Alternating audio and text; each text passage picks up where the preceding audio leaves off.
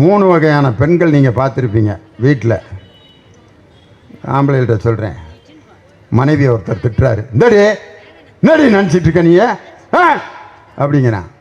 சில பெண்கள் என்ன கத்துற, பொம்பளைன்னா உனக்கு அவ்வளோ இலக்காரமா, ஏயா கத்துற. இது ஒரு வகை. ஒரு அம்மா சொல்லுது, நம்ம வீட்டில் நடக்கிறத அப்படியே சொல்கிறாரு. 2வது வகை இருக்குது. இன்னொரு அம்மா, இந்தடி உன்னைய உதைக்காம விட மாட்டேன்டி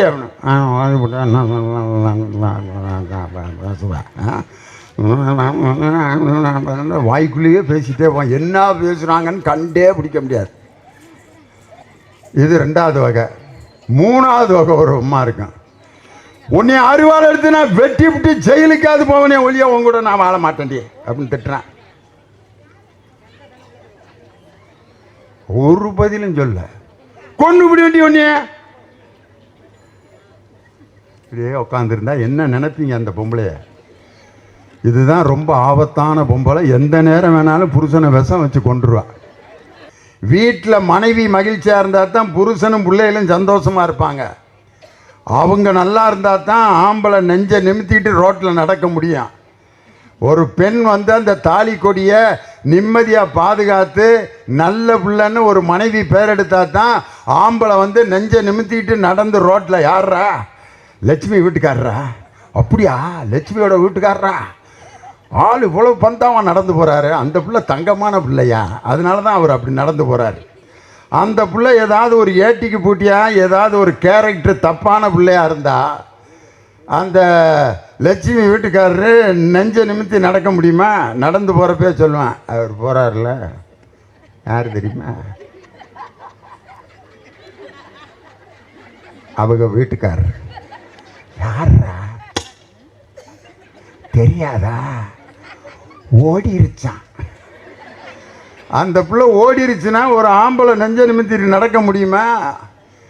ஒரு பெண் எப்படி இருக்கிறாள் என்பதை வைத்துத்தான் ஒரு குடும்பம் என்பது நிர்ணயிக்கப்படும். இன்னைக்கு எல்லா விஷயத்திலையும் பெண்கள் இருந்தால் தான் அந்த விஷயம் சக்ஸஸ் ஆகும். ஒரு பொருளை டிவியில் விளம்பரம் பண்ணுறவங்க கூட பெண்களை வச்சு விளம்பரம் பண்ணால் தான் பொருள் நல்லா விற்கும். ஒரே கம்பெனிக்காரே 2 சோப்பு தயார் பண்ணான். ஒரு சோப்பு லிரில்னு ஒரு சோப்பு, இன்னொன்று லைபாய். லைபாய் சோப்பை எப்படி விளம்பரம் பண்ணான்னா ஆம்பளையை குளிக்கிற மாதிரி காமிச்சான். ஆரோக்கிய வாழ்விலேயே காப்பது லைபாய், லைபாய் இருக்குமிடம் ஆரோக்கியம் விடமே, லைபாய்ன்னு 4 ஆம்பளைய பாத்ரூமில் குளிப்பேன். லிரில் சோப்பை எப்படி விளம்பரம் பண்ணான் தெரியுமா? ஒரு அருவியில் ஒரு பெண் குளிக்கும். லா லா லா லா லா லா லா லா லா லா லா லா come alive with freshness. Liril அப்படின்ற ஒரு பொம்பளை பிள்ளை நுரையிலேருந்து அப்படி வெளியே வரும். ஒரு நாளைக்கு 15 லட்சம் சோப்பு விற்கிது. ஆம்பளையில் வச்சு விளம்பரம் பண்ண லைபாய் சோப்பை முனியாண்டி விலாசில் கை கழுவுற இடத்துல வச்சுருக்கேன். குளிக்கிறதுக்கு விளம்பரம் பண்ண சோப்பை. ஒரு பெண் இருந்தால்தான் ஒரு பொருளையே விளம்பரம் பண்ண முடியுது. இன்றைக்கும் காப்பி, நானும் சின்ன பிள்ளையிலேருந்து அந்த சன்ரைஸ் காப்பிக்கு இந்த பாட்டு தான்.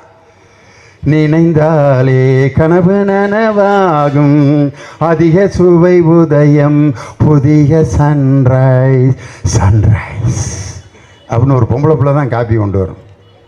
இன்னைக்கு பார்த்தீங்கன்னா ஆஸ்பத்திரியில் இன்னைக்கு நர்ஸாக இருக்கிறது யார்? பெரும்பாலும் பெண்கள் தான். நாங்கள்லாம் சின்ன பையனாக இருக்கப்ப மேல் நர்ஸ் ஆர்டர்லி MNO அப்படின்னு ஆம்பளைய நர்ஸாக இருந்தாங்க. நல்ல கண்ணங்கரேர்னு தண்டி இருப்பார் நர்ஸு. மீசையை முறுக்கிக்கிட்டு ஊசி போட வருவார். ஊசியே திரும்பி போடுறா அப்படின்னு அவன் இப்படியே பார்த்துட்டு, என்னடா அது பிஜுவா பக்கிரி மாதிரி இருக்கான், இவனை போய் நர்ஸாக போட்டிருக்காங்க அப்படின்ட்டு, நான் ஊசியே வேணாமியா, நான் செத்தாவது போகிறேன், உன் கையில் நான் ஊசி போட மாட்டாங்கிறேன். ஆனால் ஒரு பொம்பளை பிள்ளை நர்ஸாக இருந்தால் அந்த ஆஸ்பத்திரி எப்படி இருக்கான்? சிஸ்டர் சிஸ்டர் ஊசி போட எப்போ சிஸ்டர் வருவீங்க? இந்த போகிறேன் சார் அப்படின்ட்டு அந்த பஞ்சில் அப்படி தடவி விடுவாங்க. போடுங்க சிஸ்டர் அப்படின்னா போட்டாச்சு. போட்டாச்சா? வலிக்கவே இல்லை. அதுதான் பெண்கள். ஒருத்தனுக்கு வலிக்கக்கூடாது என்ற மன இரக்கம் கருணை யார்கிட்ட இருக்குன்னா பெண்கள்கிட்ட தான் இருக்குது. 1ஆம் கிளாஸில் ஆம்பளைய வாத்தியாரா போட்டால் என்ன ஆகும்? அணில் அணில் ஆடு சொல்றா சார் சார் சொல்றா அப்படின்னு மிரட்டினார்னா, நான் மாடு மேய்க்க போகிறேன் சார், உங்கள்கிட்ட படிக்க மாட்டேன் சார். ஆனால் பாடம் நடத்திட்டு இருக்கப்ப திடீர்னு ஒரு பையன் டீச்சர் உச்சா வருது அப்படின்னா, அந்த டீச்சர் கூட்டிகிட்டு போய் அவனை உச்சா போக வச்சு திருப்பி கொண்டு வந்து, அம்மா இங்கே வா வா ஆசை முத்தம் தாத்தான் பாட்டை அவ்வளோ ரசித்து நடத்துவாங்க ஒரு பெண் ஆசிரியை. இன்றைக்கும் பாருங்கள், ஒரு பெண்ணால் வெறும் ஆசிரியராக ஒரு தாயாக மட்டும்தான் இருக்க முடியுமா? ஒரு பெண்ணால் எதையும் சாதிக்க முடியும் என்பதற்கு எடுத்துக்காட்டு. ஒரு பெண் எப்படி இருக்கணும்னா அடக்க ஒடுக்கமாக இருக்கணும், வெக்கப்படணும். யாராவது கூப்பிட்டா உன் பேர் என்னம்மா? பேரும் அதெல்லாம் நாங்கள் சொல்ல மாட்டோம் அப்படின்னா தான் அருமையான பிள்ளை. பேசுகிறதுக்கு வெக்கப்படும் அப்படிம்பாங்க. வெக்கப்பட்டால் ஒரு போலீஸ்கார அம்மா இன்ஸ்பெக்டரா ஐஜியா டிஐஜியா இருக்க முடியுமா? ஒரு அம்மா டிஎஸ்பியாக இருக்குது. ஒருத்தன் கம்ப்ளைண்ட் கொடுக்குறான், மேடம் எங்கள் வீட்டில் திருடு போயிடுச்சு. அப்படிங்களா? திருடா அப்படின்னா என்னடா அது திருடா? எப்போ எஃப்ஐஆர் கொடு அப்படின்னு கையெழுத்து போட்டு பின்னாடி அந்த டிஎஸ்பி அம்மா துப்பாக்கி சொருகியிருப்பாங்க. பள்ளிக்கூடத்துக்கு வந்தோன்னே அந்த பிள்ளைகளுக்கு என்ன பாட்டு நடத்துவாங்க?